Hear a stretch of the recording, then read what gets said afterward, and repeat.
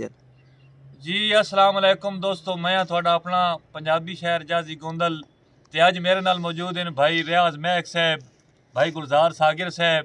हाँ जी, दो दौड़ियां दी हाज़री दूआं भरावां तो इजाज़त लैंदे होए हाज़री दा आगाज़ करे सां कि जे अमल नजाजी होवे तां दरवेश अंदाज दा के फायदा, जदा नीयत सिर्फ विखाले दी मुड़ देन न्याज दा के फायदा।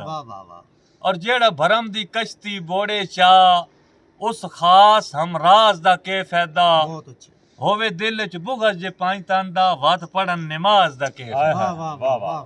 और एक और शेर महक साहब सागर साहब के तेरी सजन बराबरी नहीं कीती तेरे रहिया नाल लिछाई हो के, तेरे जाजी हर फरमान उत्ते दिता पहरा पनाई हो के, ते तू मेरे जदन मैं मन बैठा इया भोगया जुर्म सजाई हो के। बहुत अच्छे तैं वाह लजपाल तो सदक वंजा तू साई नौ बनया साई हो के। हाय हाय वाह वाह वाह जी महक साहब जी।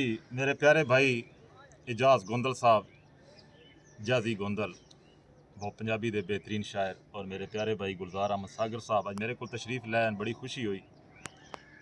जाजी गोंदल साहब सागर साहब के नवी शाही दी ठाठ नसीब होवी कर इतना फखर गुमंड नहीं। वाह वाह वाह ते उच्चे वेख के बंगले सांझां दी मेरे नाल हवेली वंड नहीं। बहुत अच्छे।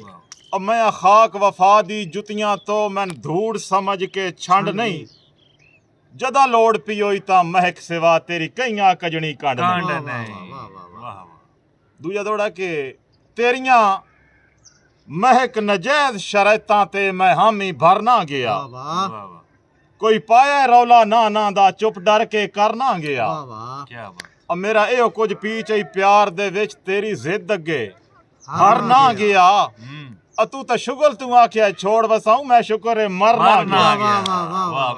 क्या बात जी सागर साहब। जी दोस्तों, मेरे प्यारे भाई जनाब इजाज अहमद जाजी गोंदल, मोहम्मद रियाज महक साहब तुहाडी नज़र दौड़ा कि नहीं सागर भुलिया ओ मंजर तैनू जदन रवाना कीता। मेरे सबर दी हद है तै बंदे नो मैं आप बेगाना कीता।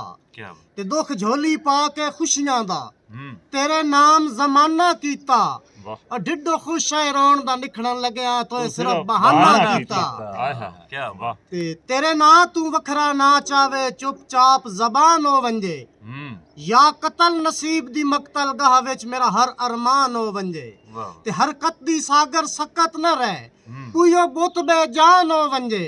तैनू भुलदिया नाल जनाजे दा शाला सजण ऐलान हो वंजे। क्या बात है, बहुत शुक्रिया दोस्तों। अगर वीडियो दिल लगे तो सारे बिरा वीडियो शेयर करे सो, रीपोस्ट करे सो, मेहरबानी जी। अल्लाह हाफ़िज़।